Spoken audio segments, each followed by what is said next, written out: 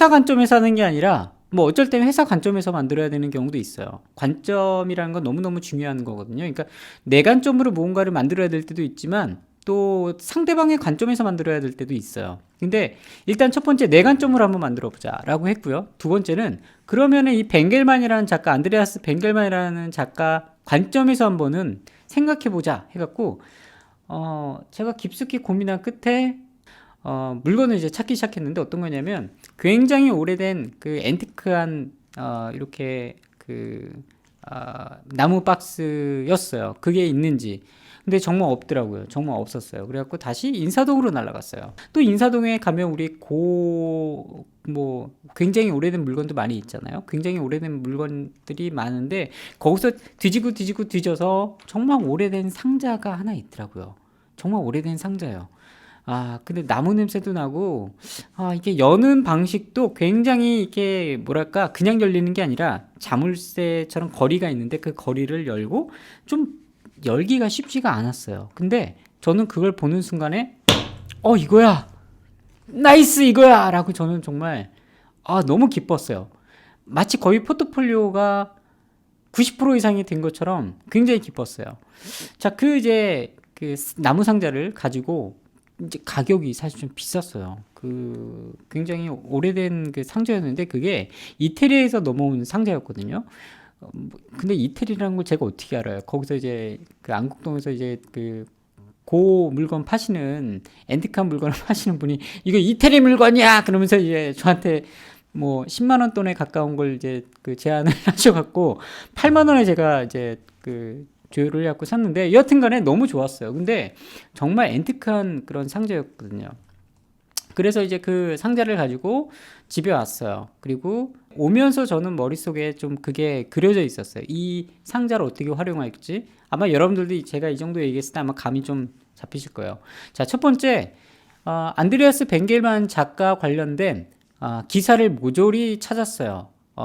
이제 그 다음날 회사 가갖고 안드레아스 벤겔만 기사에 관련된 게 사실 몇 달 전부터 나오기 시작했거든요. 신작이 나온다고 막 이제 우리 그 조중동 일간지에 토요일 날 보면 그런 섹션 코너에 보면 이제 그런 기사들이 나와서 회사에 있는 것들을 제가 이제 따로 오려가지고 그거를 이제 접었어요. 그리고 회사에서 우리 직원들 있죠. 국제팀, 디자인팀, 광고팀, 마케팅팀, 뭐 등등 이런 분들한테 이렇게 출력된 안드레아스 벤겔만 씨 사랑합니다. 뭐 이렇게 해서 사진을 각각 팀별로 이렇게 찍었어요. 기사하고 사진하고 자 그리고 벤겔만 작가의 드로잉을 그렸어요. 한 친구가 있었는데 이 친구가 드로잉을 정말 잘 그렸던 친구였거든요. 그래서 안드레아스 벤겔만 작가의 드로잉을 그려서 이게 딱 조그만 종이에요. 예, 드로잉북에다 해가지고 그래가지고 이렇게 넣었어요. 그래서 그냥 이렇게 뭐 봉투에다 넣은 게 아니라 정말 노끈 있죠. 굉장히 오래된 노끈에다가 제가 또 거기에다 이제 커피물을 좀 먹였어요. 더 오래된 것처럼 보이게 하려고. 자, 그렇게 한 다음에 이제 그 나무 상자에다가 바로 깐 게 아니라 제가 양재시장에 가갖고 다음날이 이제 국제팀이 출발하는 날이었어요. 프랑크푸르트로 출발하는 날이었어요. 근데 이게 프랑크푸르트까지는 시간이 꽤 걸려요, 한국에서. 그래서 이제 양재시장에 가갖고 정말 장미꽃 잎 두꺼운 거 있죠. 그냥 흐물흐물한 게 아니라 정말 쌩쌩한 아이로 정말 좋은 아이를 데리고 와서 이파리 하나하나 따가지고 그 상자의 밑에를 깔았어요. 그리고 노끈으로 여민, 벤겔만 씨 사진, 그리고 회사에서 우리 직원들 사진, 그리고 기사, 그리고 드로잉, 그리고 신문 뭐 등등등 제가 넣었던 것 같아요. 그래서 이렇게 딱 넣은 다음에 그 나무 상자에 요 거리 있죠? 거기 좀 여는 게 쉽지가 않았거든요. 그래서 그걸 해갖고 그 이제 상자에다 다 넣어서 이제 줬어요. 그리고 이제 국제팀 팀장님한테는 이거 열어보지 마시라. 프랑크푸르트 도착하면은 벤겔만 씨한테 그냥 다오. 내용은 내가 이제 얘기를 했어요. 그래서 요거 이렇게 할 테니까 뭐 그 전에 제가 사진을 찍어서 이렇게 공유를 했고요. 자, 이런 느낌인데 이거 중간에 뜯으면 안 된다. 중간에 뜯으면 안 되니까 이거 그대로 벤겔만 씨한테 만약에 미팅이 자리 잡히면 줘라. 우리 회사 포트폴리오다라고 해서 줬어요. 근데 이제 여튼간에 그런 상황이 됐어요. 이제 그림은 그려지죠. 제가 이렇게 사진을 좀 띄워놨으니까 이해는 가실 거예요.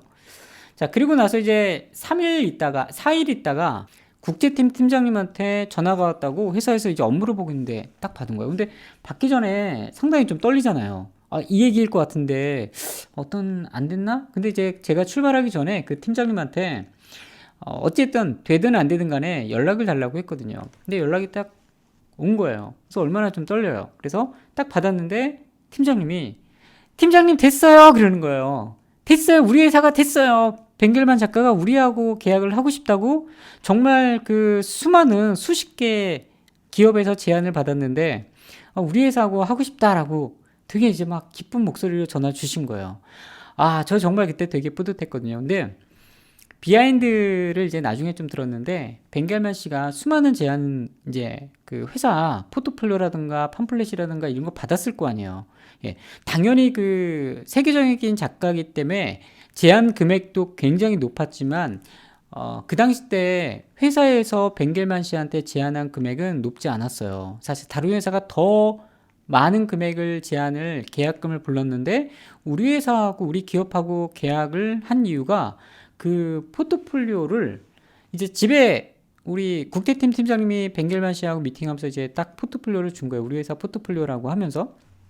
근데 벵겔만 씨가 집에 가셔가지고 집에 와이프 되시는 분한테 나 오늘 이러이러한 그 여러 가지 제안을 받았는데 좀 특이하게 이렇게 포트폴리오가 하나 왔다. 아, 근데 이거 열어보니까 좀 어떠냐라고 와이프하고 상의를 했던 모양이에요. 이건 이제 비하인드로 들은 거예요. 그 작가 와이프 되시는 분이 그 포트폴리오를 보고 아, 너무나 정말 정성스럽다. 뭐 굉장히 세련되고 뭐 이렇게 그런 건 아니지만 정말 이거는 이 회사가 당신하고 계약을 하면은 이 회사는 당신을 계속 케어를 해줄 것 같다. 정말 괜찮은 회사일 것 같다. 인간적인 회사다. 그런 얘기를 하면서 두 부부가 얘기하면서 최종적으로 이제 그 다음날 우리 국제팀 팀장님한테 나 당신네 기업하고 계약을 하겠다. 이렇게 얘기를 한 거예요.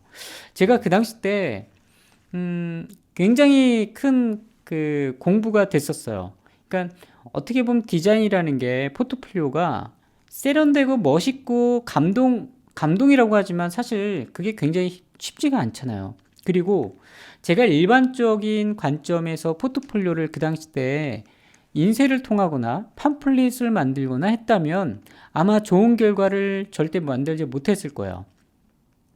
분명한 건 달랐기 때문에 그 포트폴리오가 그 세계적인 작가분한테 그래도 작은 그 흔들림을 주지 않았나 그런 생각이 들더라고요. 그래서 제가 이제 이 얘기를 왜 했냐면 뭐 이 방법을 또 이제 여러분들이 뭐 쓰실 수도 있겠지만 하나의 정보로만 알고 계시면 될 것 같아요. 포트폴리오는 누군가가 다 알고 있는 방식에서 제작이 되어지거나 그러면 그건 경쟁력이 될 수가 없어요. 분명한 건 그래요. 지금이야 이제 그 기업에서 있진 않지만 그 당시 때 기업에 있으면서 이제 많은 디자이너들 포트폴리오를 받아봤어요. 근데 제일 중요한 게 뭐였냐면 경쟁력이었어요. 다른가? 왜 다른가? 왜 이렇게 했지? 그리고 당연히 비슷한 포트폴리오는 당연히 다 떨어지죠. 여러분들이 아마 포트폴리오 피드백을 받는 그런 좋은 그 선생님들이 하시는 말씀이 아마 비슷한 얘기일 거예요.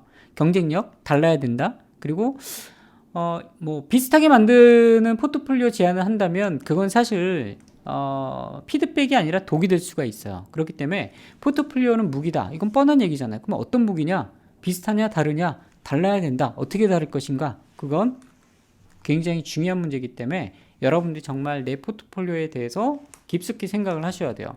남이 시뮬레이션을 저렇게 했다고 해서 나도 저렇게 해야지라고 하는 순간에는 그건 포트폴리오가 아닙니다. 특히 이 얘기는 경력이 많은 디자이너분한테는 해당이 될까요? 그렇지 않을 거예요. 경력이 좀 적은 디자이너한테 해당이 좀 더 오히려 많이 되는 얘기인 것 같아요. 오히려 경력이 없을수록, 아예 전혀 없을수록 여러분들의 포트폴리오는 정말 달라야 되고 비슷하면 안 돼요. 아시겠죠? 신입이라고 해서 경력이 없다고 해서 포트폴리오가 철학이 안 당길 이유가 없죠. 당연히 당기면 좋죠. 포트폴리오를 보는 여러 면접관들이나 기업에서는 단순히 포트폴리오를 보지 않아요.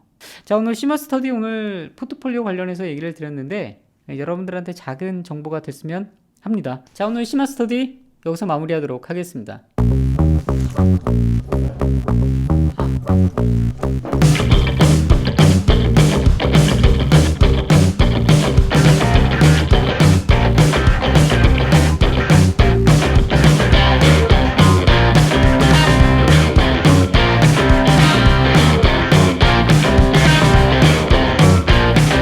Music got the best in me ever since I was a child.